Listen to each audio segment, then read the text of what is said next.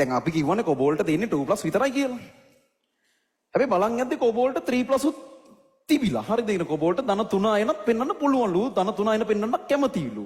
ඒවට ඒක ඉතින් අර හිතේ තියාගෙන ඉඳලා තියෙනවා. එහෙම අර කියලාත් නෑ. අපි දැනගන්න ඕන අර ඒක එහෙම තියෙනවා කියලා. හරිද? අර මේ ඇඩ් එකක් තියෙන්නේ මේ ගෑනු කවද්ද හිතෙන දේ කිව්වේ කියලා වොෂින් මැෂින් ඇඩ් එක දාන්න පුළුවන්ද අපි ටක් ගාලා පීය දැම්මයි. පුළුවන් නේ. ටක් ගාලා තමයි වෙලාව නෑ වැඩිය. ඒ ඇඩ් එක දැකලා තියෙනවද? සිංග වොෂින් මැෂින් ඇඩ් එකක් තියෙනවා මේ. ඒකත් ඔය ගැන තමයි කියන්නේ. හරිද? මම නෙමෙයි කියන්නේ.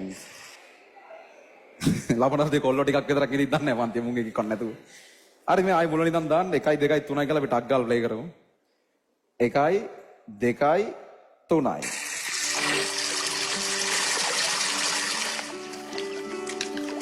අපි වොෂින් මැෂින් එකක් ගමුද? නෑ කමක් නෑ. එහෙනම් නිකන් ඉමු.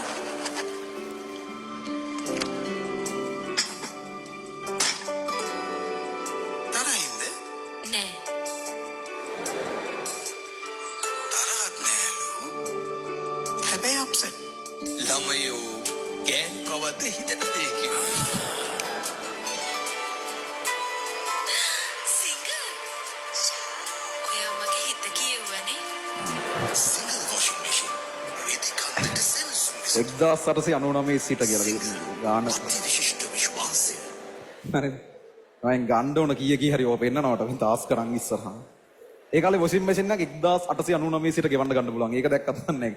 කොහොමද ඔහොම එකක් තිබිලා තියෙනවා මේ කවුද කොබෝල්ට් වලට.